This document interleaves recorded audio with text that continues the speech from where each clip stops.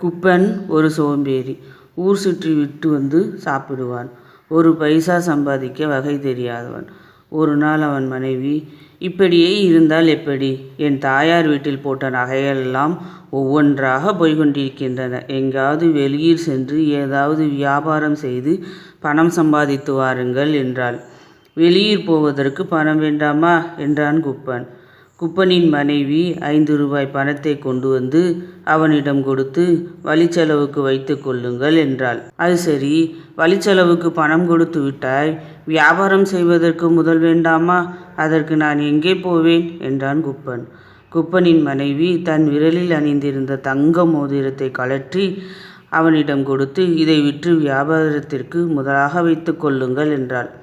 குப்பன் வெளியே செல்வதற்கு ஆயத்தமானான். குப்பனின் மனைவி கட்டு சாத மூட்டை ஒன்றை அவனிடம் கொடுத்து, வழியில் பசி எடுத்தால் சாப்பிடுவதற்கு இதை வைத்து கொள்ளுங்கள் என்றாள். குப்பன் கட்டு சாத மூட்டையுடன் வியாபாரம் செய்வதற்காக வெளியூருக்கு கிளம்பினான். நடுப்பகல் வந்தது. குப்பன் வழி நடந்த களைப்பு தீர அங்கிருந்த ஆலமரத்தடியில் உட்கார்ந்து கொண்டான். சிறிது நேரம் சென்றதும் பசி எடுக்க ஆரம்பித்தது. அருகில் இருந்த குளத்தில் முகம் கைகால் கழுவி கொண்டு வந்தான். சாப்பிடுவதற்காக கட்டுச்சாத மூட்டையை பிரிக்கப் போனான்.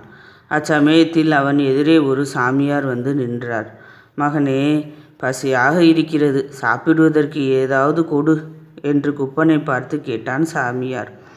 குப்பன் மனைவி கொடுத்து அனுப்பிய உணவு பொட்டலத்தை அப்படியே எடுத்து சாமியாரிடம் கொடுத்தான். குப்பன் கொடுத்த உணவை சாப்பிட்டு முடித்த சாமியார், மகனே, எங்கு செல்கிறாய் என்று அவனை பார்த்து கேட்டார். சாமி, வியாபாரம் செய்வதற்காக வெளியூர் போகிறேன். என்னிடம் இருப்பது இந்த தங்க மோதிரமும் 5 ரூபாய் பணமும் தான். என்னுடைய முயற்சி வெற்றியடைய நீங்கள் ஆசீர்வாதம் செய்ய வேண்டும் என்று தங்க மோதிரத்தையும் 5 ரூபாய் பணத்தையும் சாமியாரின் முன்னால் வைத்தான் குப்பன். உன்னுடைய வியாபாரம் வெற்றியடைய நான் ஒரு மந்திரம் சொல்லுகிறேன். சற்று நேரம் கண்ணை மூடிக்கொள் என்றார் சாமியார். சாமியார் கூறியபடி குப்பன் கண்களை மூடிக்கொண்டான். சாமியார், மகனே, உன்னுடைய வியாபாரம் வெற்றியடைய நான் ஒரு வழி சொல்கிறேன். நான் ஒரு மந்திரம் சொல்லுகிறேன். சற்று நேரம் கண்ணை மூடிக்கொள் என்றார் சாமியார். சாமியார் கூறியபடி குப்பன் கண்களை மூடிக்கொண்டான். சாமியார் ஏதோ மந்திரம் சொல்லியவாறே தங்க மோதிரத்தின் மீது சிறிது மணலை எடுத்து தூவினார். சிறிது நேரம் சென்றதும் குப்பன் கண்களை திறந்து பார்த்தான். எதிரே சாமியாரை காணவில்லை. தரையில் பார்த்தான். அவனுடைய ஒரு தங்க மோதிரத்திற்கு பதில் 10 தங்க மோதிரங்கள் அங்கே இருந்தன.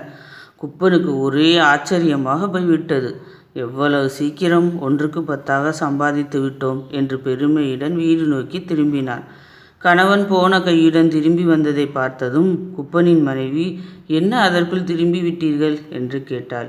இதோ பாரடி, நீ கொடுத்த தங்க மோதிரத்தை 10 தங்க மோதிரங்களாக ஆக்கிவிட்டேன் என்று பெருமையுடன் சட்டைப்பையிலிருந்து 10 தங்க மோதிரங்களை எடுத்து அவனிடம் காண்பித்தார் குப்பன். எப்படி இவ்வளவு சீக்கிரம் 1க்கு 10ஆக சம்பாதித்து விட்டீர்கள் என்று கணவனை பார்த்து கேட்டான் குப்பனின் மனைவி. குப்பன் நடந்த கதை முழுவதும் மனைவியிடம் கூறினான். அப்படியா, ஒரு மோதிரம் 10 மோதிரங்களானால் 10 மோதிரங்கள் எத்தனையாகும்? 100. அடையப்பா என்றவள், நாளைய தினம் இந்த 10 மோதிரங்களையும் எடுத்துக்கொண்டு சாமியாரிடம் போங்கள், அவர் 100 மோதிரங்களாக மாற்றி தருவாள் என்றாள் குப்பனின் மனைவி. மனைவி சொல்படி மறுநாள் குப்பன் கட்டுச்சாத மூட்டையுடன் 10 தங்க மோதிரங்களுடன் முன்தினம் சென்ற இடத்திற்கே சென்றான். தினம் போலவே அன்றைய தினமும் சாமியார் அவனிடம் வந்தார். மகனே, பசியாக இருக்கிறது, சாப்பிடுவதற்கு ஏதாவது கொடுக்கிறாயா என்று கேட்டார். குப்பன் தன்னிடம் இருந்த கட்டுச்சாத மூட்டையை அவனிடம் கொடுத்தான். சாமியார் சாப்பிட்டு முடித்ததும், மகனே, ஏதாவது உனக்கு விருப்பம் உள்ளதா என்று கேட்டார்.